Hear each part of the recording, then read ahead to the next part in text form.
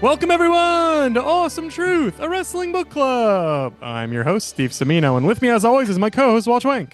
Hey, Walters. Hello, Steven. How's it going? My friend, it is going very well. We are back on Awesome Truth, and today, Walt, we are doing a bit of a mind bender, a bit of a jumble. We are doing a watch-along of last year's Mania main event, WrestleMania 40, if I'm correct. And this episode is coming out after WrestleMania 41. But we were recording it before WrestleMania 41. So it's a watch along and a preview at the same time. Post 41 WrestleMania preview with WrestleMania 41. I don't know. Dude, I'm jet lagged as hell. It's a scheduling thing and a funny thing and a weird thing. But really, more than anything, given our time constraints, we wanted to watch last year's Mania, which I think we looked back on fond-ish in the moment. But I don't have a fond memory of it anymore with a year of, time in between. So I think I was at least curious to be like, was this even good as we build up to Mania 41? Yeah, and maybe WrestleMania 41 is a dud, and we look back and you're gonna just want to wash the taste out of your mouth with this watch along from last year and be like, oh man, that was so great. So, yeah, that's the other side of it. Or we had it so good and we didn't even know it, right? yeah, I think. Well, if not, then people probably aren't going to want to watch last year's. If this year's is so good. Well, we'll see either way. We'll see what the numbers are like when it's all said and done. But for now, it's WrestleMania 40 Sunday on Peacock is how it's labeled. And the time code is 2:51:21. So are you ready, Walt? I'm ready. All right, here we go. It's a long one. So 3, 2, 1, Mania. Literally, Little Nate has just called for the bell. Yeah, people are going nuts for this. People are having a very nice time. I do remember, and this was the culmination of obviously so much. So I think at the very least, if we're talking, this year's Mania versus last year's Mania, they are not comparable in that sense because this year is what seemed like a good idea, but now sort of feels like a sort of slapdash thrown together Cena heel turn, whereas this was the culmination of a years long, feud, storyline, etc. I mean, over a year, really. Yeah.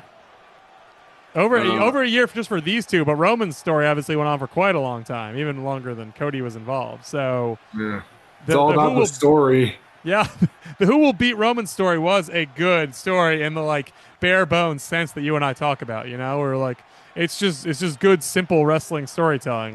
You got a big heel champion who's going to beat him. Yeah, and I don't think we're ever going to see Roman hit these heights again, especially given what he's doing this year. Yes, which is saying Donald Trump is cool and in a triple threat match with Seth Rollins and CM Punk. Wait, I missed that. Why did that happen? It's not even worth talking about. You can Google it when you're done. Okay, fair enough. I just couldn't help taking a pot shot at it. Roman gave it a no-holds-barred interview and said some stuff and kind of seems like not the smartest person in the world. No, he is from Florida, I guess. Yeah. So. And he doesn't have to be. He's good at wrestling. So in the context of this show and this, performance and his job, he is pretty good at his job these days. But I think you are right. I think this is probably the apex of his career and certainly the most well-received thing he's ever done and will ever probably do. Yeah. Because where does he go from here? It's like he's fighting for Paul Heyman's affection. I guess that's cool. That's my friend of the show, Matt Rice, is going to Vegas this weekend to see the show, which is great. For him, I'm sure that'll be a very fun time. But we were texting about the card for Mania 41, and that is one of the biggest angles in the show is who will Paul Heyman love? And it's I don't know, the stakes for that do not seem high at all. Is Seth Rollins even an option for that answer? The idea is, and again, this is the preview, coming out after the fact thing. The idea is everyone seems to think that Heyman's just going to turn on everyone and just go with Seth. Right, which would be so stupid. And it's one of those things where again, we usually say the obvious thing is not the worst thing a lot of the time because it's simple and it's straightforward. I think that is the example of the quote unquote easiest thing that I do not think sounds good at all. Right, but then otherwise, why is Seth in the match? Because he's kind of the way I've read about that. And I do not watch Raw on Netflix these days. Apparently, so does. Did you see the numbers? They're down 36%. From what? I believe from USA. Like I believe from like overall viewers. So it might be a worldwide thing. Like numbers are not good though. It's not like it's not like their plan to be like viewable. Everyone in the world has really hit been a home run. Really? So the Netflix thing is not the greatest thing. I think financially it's great, but I think in terms of just pure quantity of viewers, it has not been a hit. Wow. Okay. Yeah, Well, but I know anyway, that. the point I don't watch it, you don't watch it, but what I hear is that the feud is a lot of Reigns versus Punk, and then Rollins like sort of being in the corner, cackling and being an asshole. And what I've read is he's actually doing a good job at that because he is good at cackling and being an asshole. Right. So it That's seems literally like his they're playing character to for his the last strengths. decade. Yeah. But I think that with the side story or the side analysis that I've heard is again, why does this matter? Like why are these people all here? What is really the motivations? And they're thin. Is that going to main event night one? Correct. It is. Yeah, so we're really catching up on Yeah, so this is a watch along for last year's Mania, but I have a lot of questions. This is a about watch this along year. where we're really just going to talk about the thing that is happening that you've all seen already. But it's related to this match. It We're is, talking about for sure. Roman and why this is so much. And how he's sort of, and like you said, the sort of malaise that he's had, which again, as an aside, is interesting because as we've talked about, the malaise usually falls on the new face champion. Right. The face champion usually has a rough go of it, whereas Cody's had a very nice year as a face champion, about as good as it could go. And Roman's been gone and now is in a Mania match that's sort of is shoehorned into a main event that it probably does not deserve. Yeah. Well, I mean, Punk is getting his quote unquote main event. Yeah, that seems like part of the story too, which is like night one is not really because last year these guys were in both main events, so it's like Yeah, right. Yeah.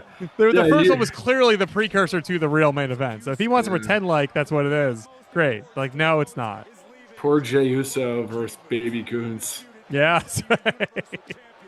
I mean, the obvious thing now, I think now that because I don't know if you've heard, like Rock has been involved 0.0% since. Yeah, I do know. Yes, So, but I mean, if I had given that as the circumstances, it really feels like there would have been a lot more juice in a Cena, Cody, Punk triple threat. Yeah, maybe. Because then you're getting, and especially you're getting Cena heel turn, you're getting face Cody, and you're getting Punk, happy to be there in his actual main event. Right, but There's then a lot of stuff there. And then maybe Cena wins that. Yeah, actually, that wouldn't be a bad thing because they kind of set up a Cody Punk kind of like dynamic before all this, and also Cena and Punk. I was gonna say you've got a bunch of singles matches right out of the gate if you do that.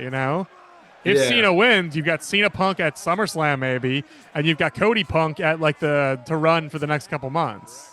Right. Yeah. In non title matches. Also, just the dynamic of like Punk versus Cena, and the roles are reversed for the first time. Oh, see, doesn't that sound interesting? The thing they didn't do.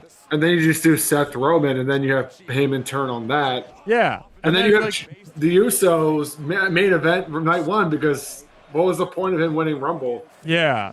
They always say at Rumble, this person is going to main event Mania, and then they never actually do that.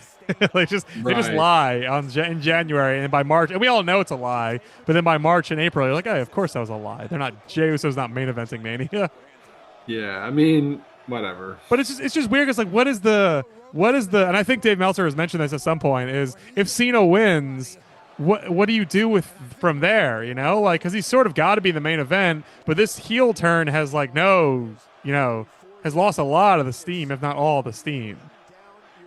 So does Cena just face like a revolving door of faces on his way out the door? Like, do people really want that? Like, I thought we did, but now that we're here, I'm not sure if that sounds good anymore. Well, but so to tie it back to the match we're watching, the Roman Reigns reign of terror, like, there's a lot of criticism about like, was every match great? Did it become stale after a while? Like, yeah, sure, it became a bit of a trope after a while, the Roman Reigns main event match, but like it's certainly made for an important like stakes and made for interesting, like it just made for a really big main event feel every time he wrestled.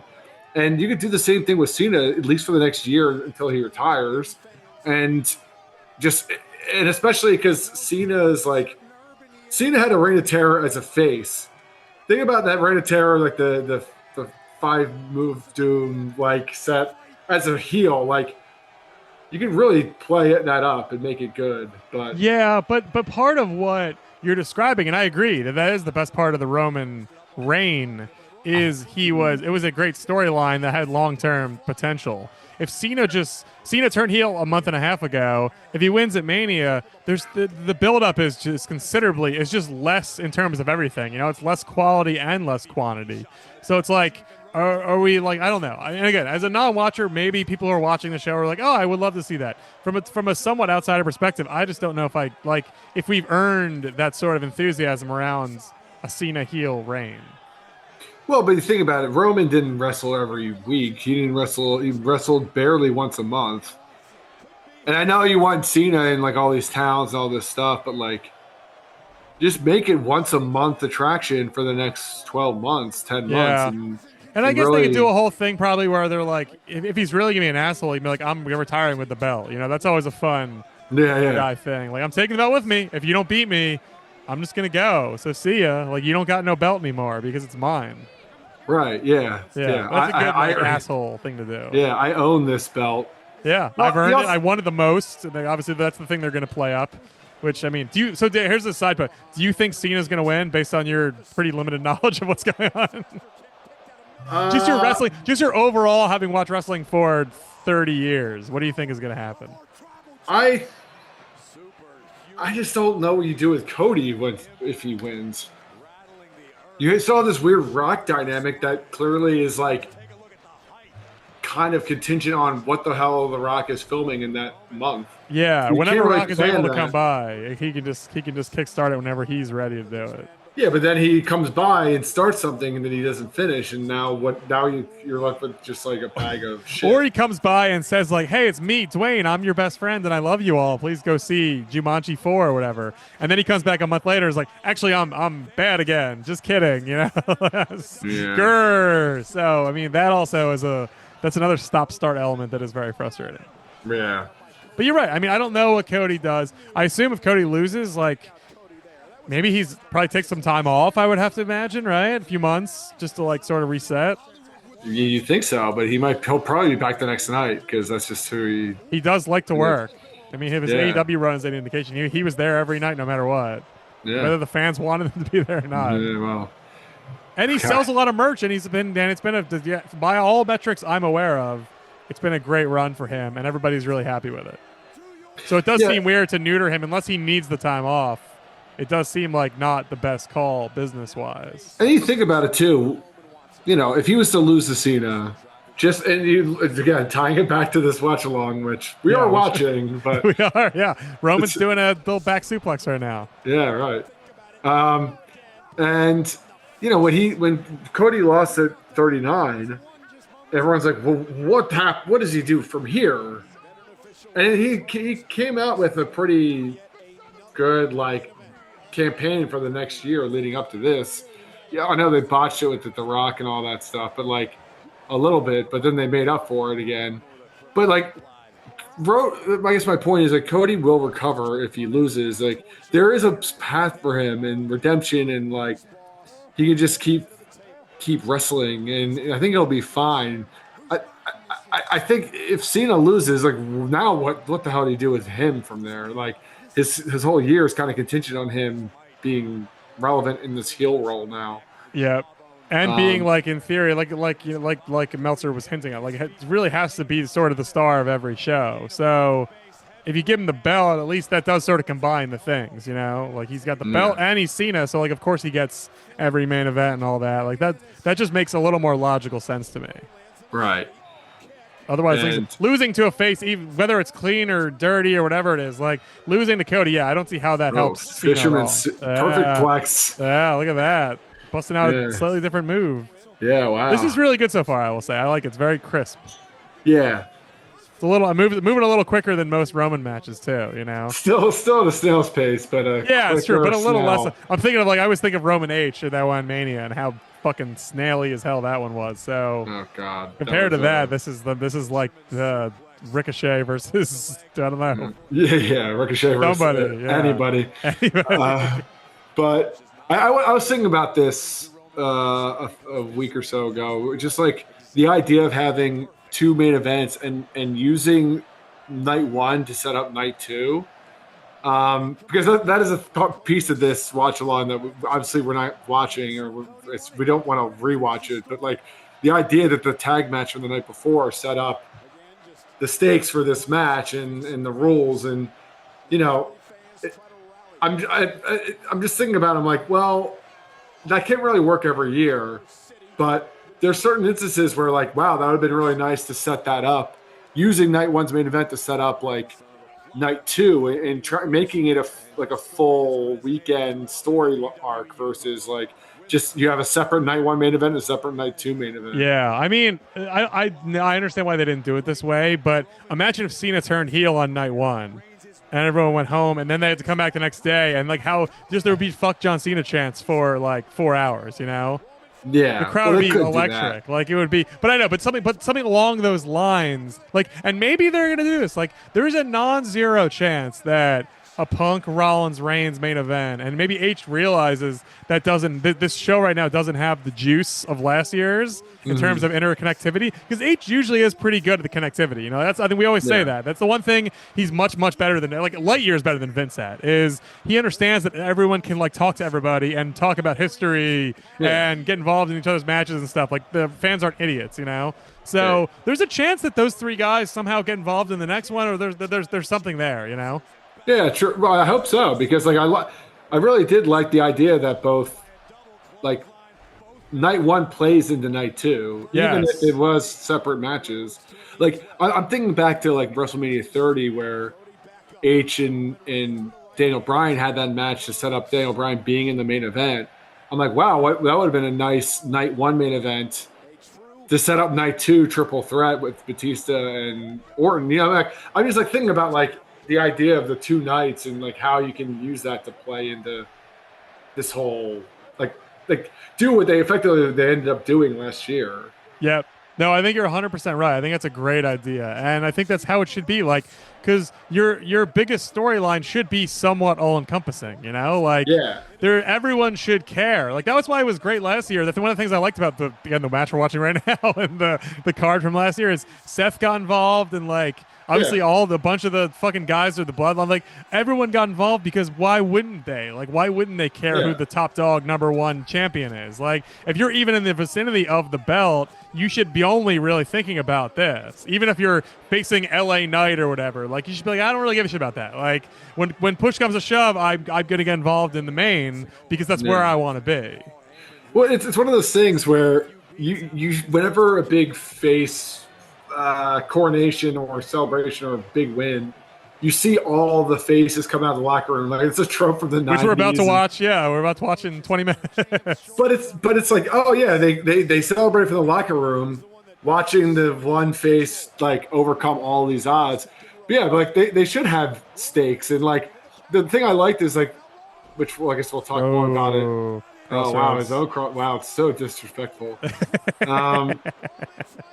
But what I think that they did last year that makes more sense to me, it's like it's like back when WCW was doing this shit with the NWO. It's like, why wouldn't the faces come out and like help? Yeah, like even if they're not Sting's best friend, they should still feel more kinship with Sting and be like, well, I guess we might as well team up with Sting. You know, like. Yeah, if you're DDP in the locker room watching Sting, Hogan, and Horace Hogan, and Scott Norton come out to like interfere, it's like, why wouldn't you like be like, okay, well, I feel like I have to step in at this point. Why is Scott Norton interfering?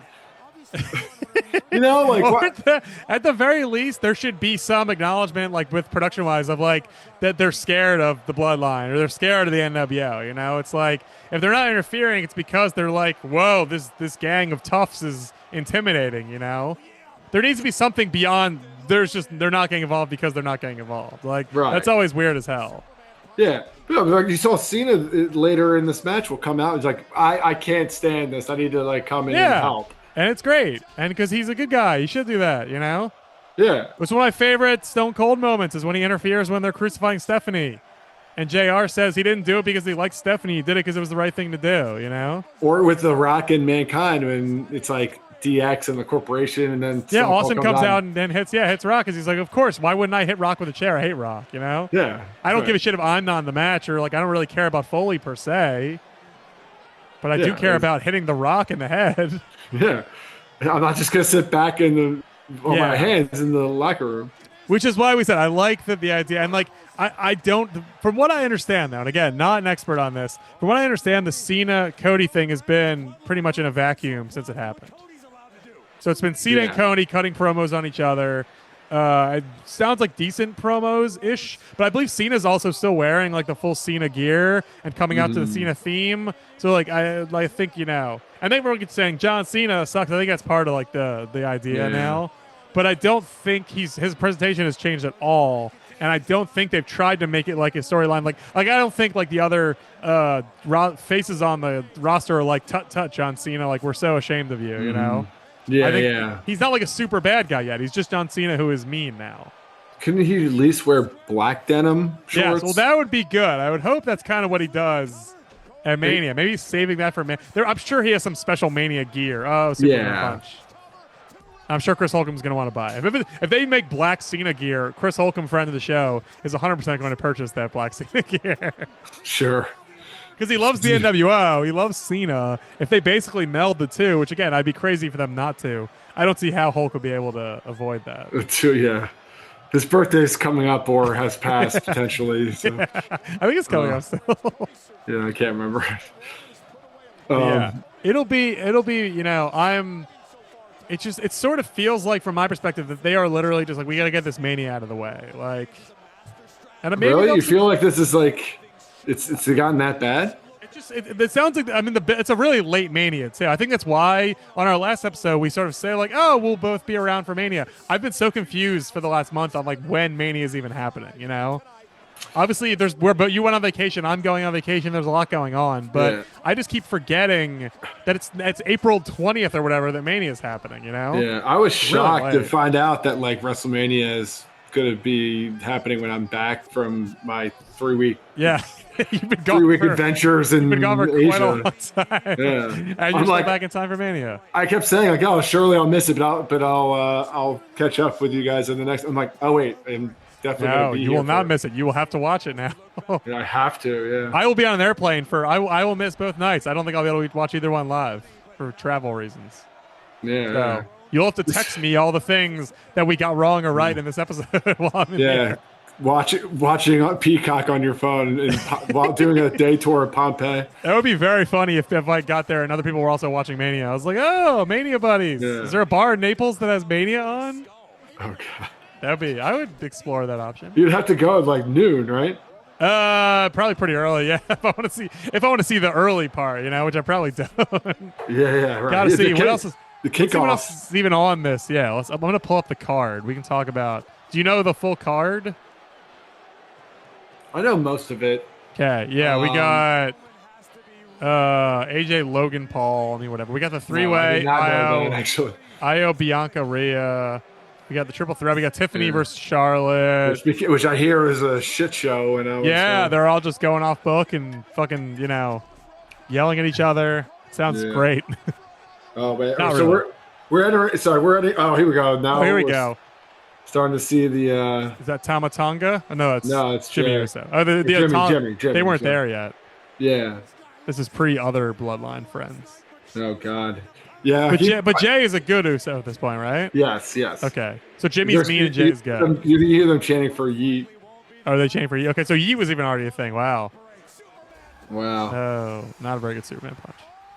Yeah, so this is the Dragon Ball Z level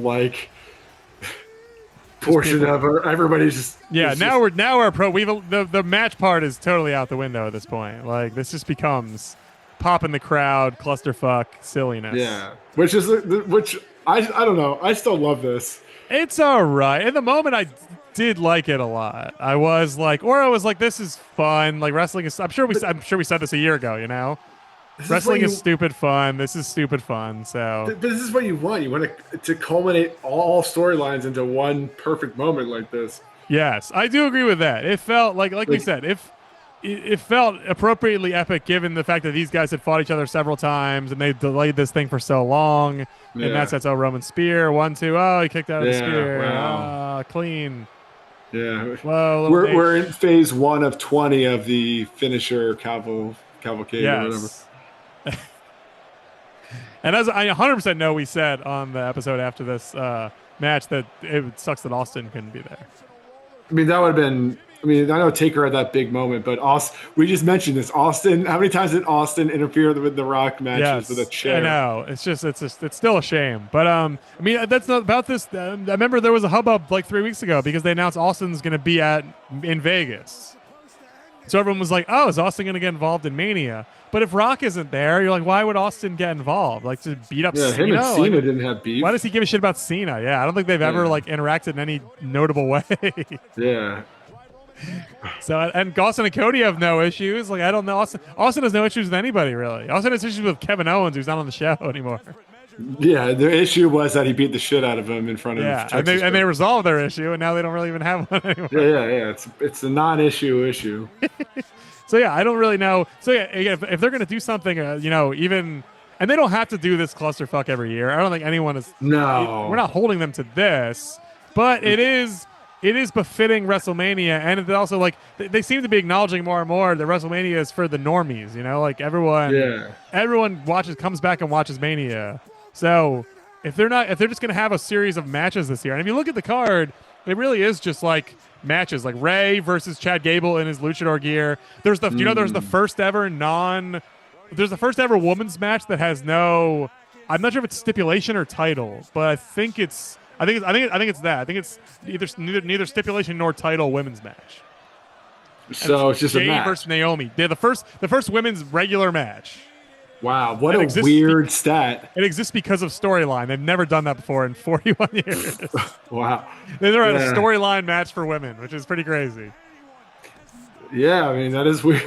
Yeah, so that's good. I mean, whatever. Like, but it does sort of speak to the oddness of this card that they have time for Ray versus Gable. They have time for that Jade versus Naomi. Like, good in one sense, but also I'm like, yeah, I mean, like, is that what people want to see? Like, kind of, but I guess if you watch the show religiously, you do want to see those storylines paid off. But Solo. No, yeah, I'm reading all these articles of everyone saying like the Solo, the use of booking of Solo needs to be studied of how bad it was. Yeah, because Solo's not on the card anymore. Yeah, and it's sort of just a non-issue, even though he had like several title matches in the last 24 months. Wow. 1, 2. Oh. Why wouldn't Solo watch? Why wouldn't Solo like lay on top of both of them? And be like, I'm gonna help you. that would count still. I think so. Yeah. If you put like a table on top of somebody, they still count it, right? I think so. Like you layer them and stuff. But yeah, Solo's not on this card. Sammy's not on the card. It's interesting. I don't really. Sammy's on the card? There might be a reason why Sammy. No, Sammy's not on the card. There's a New Day tag match, which apparently they've squandered all the heat from that too. That so it really is just. It's a very normal, sort of boring card, Well, I mean, they can't all be bangers. You have 2 nights to fill. You're gonna have this fatigue for. Yeah, that's not a defense. I mean, yeah, that sucks, but how do you match you felt? I year? guess if you add Owens versus Randy to the show, you get a little more. It's like big names in that one. So I don't know. Yeah, it's tough to say. Like, and if I was watching this live, as I'm sure you will do, it would be very much background noise this year. Yeah. I would not tell my wife, clear the schedule, take the baby. I got to sit down and watch 4.5 hours of Mania 2 nights in a row. Wait, we have Drew and Drew and Priest? Right? Yeah, and a Sin City street fight. That's silly. There he is. Yeah. The Mania 41 main eventer. He was an afterthought. Yeah. He was a cameo in this year's. Yep. Or last year's. Coming down, being bald. Yeah. Being not that swole, if I remember correctly. He's still pretty fucking swole. Yeah, but I mean, compared to he's up, but I believe he goes toe to toe with Rock in a second, right? Yeah. And Rock is like twice his size now. Wow. But he gets Roman up. The Rock Oh. isn't part of any sort of policy, No, wellness he policy. sure is not. This neither is Cena at this point, but That's true. I mean, he's got to be. He's in movies where I think they're like, oh, can you just be regular big? well, I thought Peacemaker had to be pretty swole. That's true. I don't really know why just isn't. He's just getting older, maybe, and maybe he's just not taking as many roids. Who knows? Oh, yeah. It's a real shame that they couldn't. Man. That they did the Rock thing, and it was like, oh man, Rock and Cena connection, like that's going to be fascinating. And then they just have done nothing with it. Yeah. Again, probably because of scheduling and stuff. Yeah. But that seemed like it was 100% the idea, and now it's just Cena being like, "You're all mean to me," and there's just so much less oomph behind that. You know what I appreciate about this like rotating door of like cameos is it's very reminiscent of '90s ECW main events, Okay. where it's like Raven versus Sandman or Tommy Dreamer, and like 20 people would come out. Yeah. And it was like, yeah, it's kind of nonsense, but it was also like kind of fun. And the fans would lose their mind. They were pissed drunk by that point and just having a good time. Beulah would eat like a DDT and like and it was very much acknowledged like this main event is not about work rate. It's not about. It's meant to feel important and special and fun. Yeah, or like the Flock when Raven was in these WCW. I guess Raven matches in general. Yeah, I mean Triple Threat would get involved a little bit too. Like there was that with Shane too, right? Yeah, I think so. Yeah, they would still. I think it was. Yeah, it was. It's definitely it's a focus on spectacle first, which is fun. The difference though is these are like the biggest names in wrestling history, and the Raven matches is like Bill Alfonso and Beulah, Francine. That's true. Stevie Richards, this didn't have the same weight to it. Oh. Should have saw that coming, Cena. That's his move. I just love the Rock to say, "Get the fuck out of here." Yeah, that's a great Rock. Do they sell that Rock vest anywhere? I don't know, but again, Chris Holcomb should be buying that Rock vest and just wearing it around. Oh, this is great too. Everyone made fun of this a lot. I loved this. And it was great in the moment. This was the one part where I was like, I did not. I mean, everyone of course thought Mox for a second, which is crazy. But right, that would have been. Yeah, it also would have made no sense. Why would he do that? Like, given everything they went through, like. Yeah, but also Seth Rollins coming out in latter day Seth Rollins character would have been lamer. Yeah. Like, oh yeah. And he came out to like the fucking song that everyone goes, oh. Oh yeah. But that's all Seth does though. He does. Yeah, he just gets nerfed. Well, no, he has a very pivotal role in a few minutes. Oh, does he do more? Okay. Well, does he do more? Does he distract Roman a little bit? Well, Roman has to make a choice between hitting Cody or hitting Seth. Oh, that's Seth. right. All right. Well, it is so funny that he gets Superman punch and he has to be knocked unconscious for like a minute now. Like Superman punch does not really do that for the most part.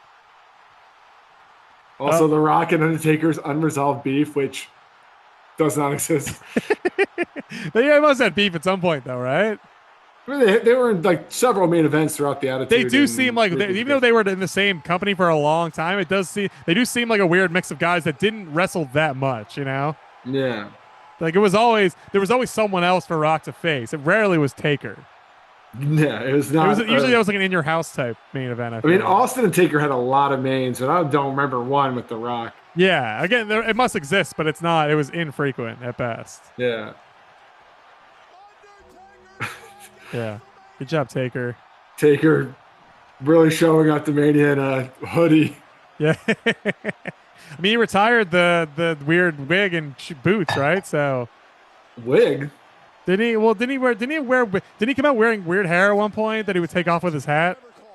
What's in that? You might be thinking of Kane, but I thought maybe you're right. I thought there was a period where Taker was totally bald, but he came out with like hair attached to his hat. Oh, maybe you're right. I swear that was like a little bit of period. Like, so here's the moment. Here's the moment with. Oh yeah. Seth's involvement actually pays off. Yeah. Okay, so they're all gone now. Everybody's gone. They've all just disappeared, right? In this year's WrestleMania, they really should be playing up this moment. There's like, yeah, you cost me the title because you were in the ring. I wanted to hit you. It's like, well, why did you hit me? Yeah. It is great that they truly all disappear. Except for Seth. Yeah. Seth is still just reeling from just eating. Yeah, getting one Superman, one transitionary Roman move, one like backup finisher. Okay, I forgot that is good. So Seth does come out. He distracts him, and he just gets 2 hits to him, and he rolls out of the ring. Yeah, Is really all he does. man. Yeah, I don't Uh, know. I still love this. It's okay. I don't dislike it. It is fun. I'm having a good time. It's Like, not bad. It hasn't. It hasn't. I thought it might have aged to the point of being totally stupid, but I do not think so. I think it's I fun. mean, it's silly. Like, there's parts of it that are just silly, but I think it's ultimately, gonna. I think there's no. I mean, again, we'll see where we are in a couple days. I'd be blown away if this year's was better than this. Right? yeah, yeah. There's just so much less to do. Oh, Cody We got wins. the Samantha Irving tearful announcement. And new. The Samantha Irving, right? Is it Samantha Irvin? I think so. Yeah. I can't keep track. She's gone now, though, right? Is she? I don't know. If it's the woman, if it's Ricochet's wife, she's gone. Is it because she cried through this? Is Yeah, it because of this moment? they were so upset. They're like, you can't be emotional. You're an objective bystander. Maybe, yeah. Well, Cody won.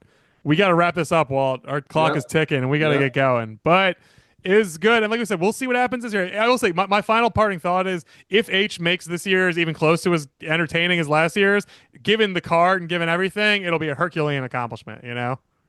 That, Yeah. that means something fun has happened. That means something unexpected and unique has happened at a show that could seem like it was gonna be very boring. So I'd be very, very pleased if we're back next time we do an episode and we're like, wow, that was better than 40, a better Yeah. ending than 40. We'll do a proper recap episode Yes. afterwards and not a preview.